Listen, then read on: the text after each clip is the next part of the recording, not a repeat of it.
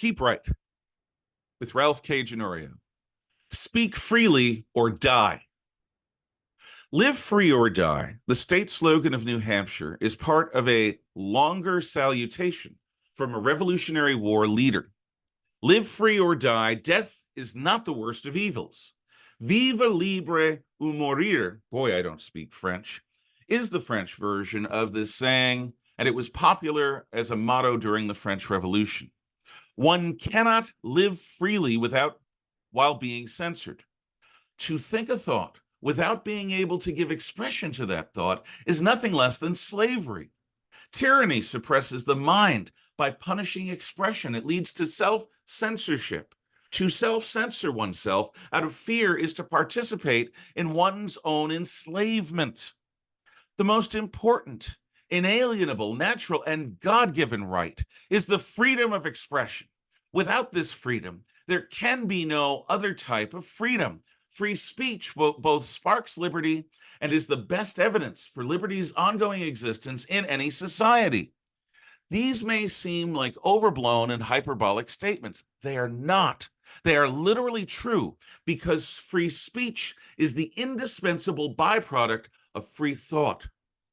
Hannah Arendt, the philosopher and scholar of totalitarianism, described thinking as being, quote, a silent dialogue between me and myself, unquote, requiring solitude, harmony, and an ability to imagine the world from another perspective. Censorious speech control intentionally disrupts these very things by creating in each individual a hesitation to think forbidden thoughts, lest those thoughts escape one's lips and bring about one's own destruction. Thinking cannot inspire action when it remains inchoate, unspoken. Only when we can put an idea into words can we genuinely understand it. Only then can we determine with any clarity what we must do in order to bring this new concept to fruition. We can neither inspire others nor coordinate useful action unless we have fully mastered our own fundamental reasoning about why a new notion deserves serious consideration. Such a process of developing understanding is the germ of every major movement in human history. Ideas make history. They cohere society. They comprise what is generally accepted as being those convictions worth living for, dying for, and killing for. Nothing is more powerful in transforming the world than ideas, not fire, not farming, not writing, steelmaking, printing, steam power, nuclear power, space travel, or the internet. These are crucial inventions that transform how we human creatures live in relation to our physical world.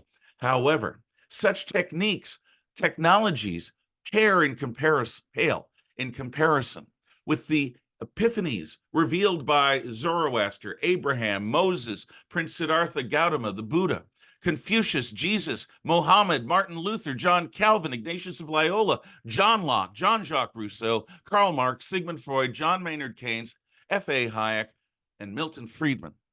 These thinkers' ideas about why we should live in certain ways transformed our human relationship with the divine and between one another and within our own skins. Nothing is more important to us, Homo sapiens sapiens, than the question of why, the question of meaning.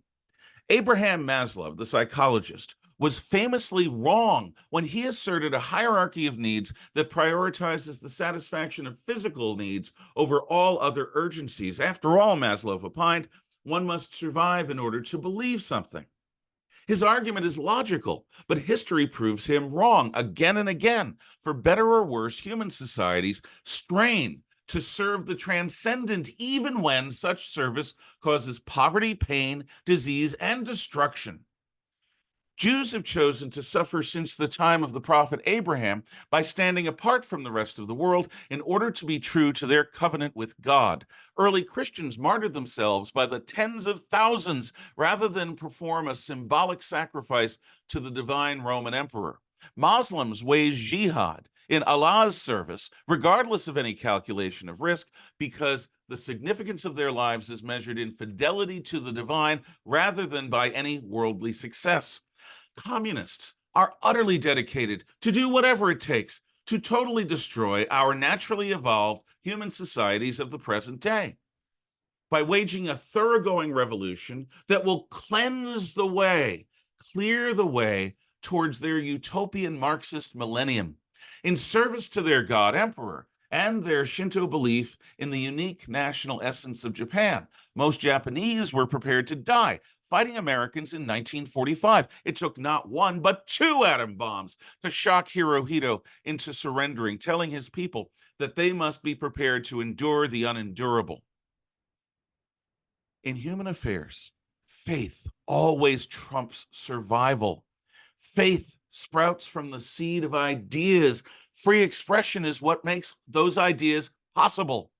Today, like never before, an unelected global elite of plutocrats and bureaucrats threaten free speech. These censorious totalitarians are developing the whole scope of the high-tech medium into an inescapable surveillance tool that will monitor our every word and deed. They mean to restrict our thoughts by manipulating our every expressed utterance, by stoking fear. As they punish us for our problematic words, they intend to blight our very capacity to think for ourselves. Today, a Brazilian judge bans X Twitter. The French arrests Pavel Durov of Telegram. Britain deepens its crackdown on all speech. American Democrats like Minnesota Attorney General Keith Ellison praise efforts to prosecute Elon Musk for promoting free speech. Facebook caves to Biden's efforts to control the COVID-19 narrative in order to win the and also to win the 2020 presidential election. Alexa praises Kamala Harris while damning Donald Trump. Online community guidelines throttle open discussion. And every technocrat purports to be a qualified fact checker capable of discerning misinformation from objective reality. These are not merely isolated events. They constitute part of a concerted effort to restrict thinking, speaking, and taking principled action to their own small group of plutocrats, technocrats, and global elites. If we allow free speech to die under this assault, we will be enslaved. We must fight such efforts in thought, in word, and in deed. Truly, we will either speak freely or die.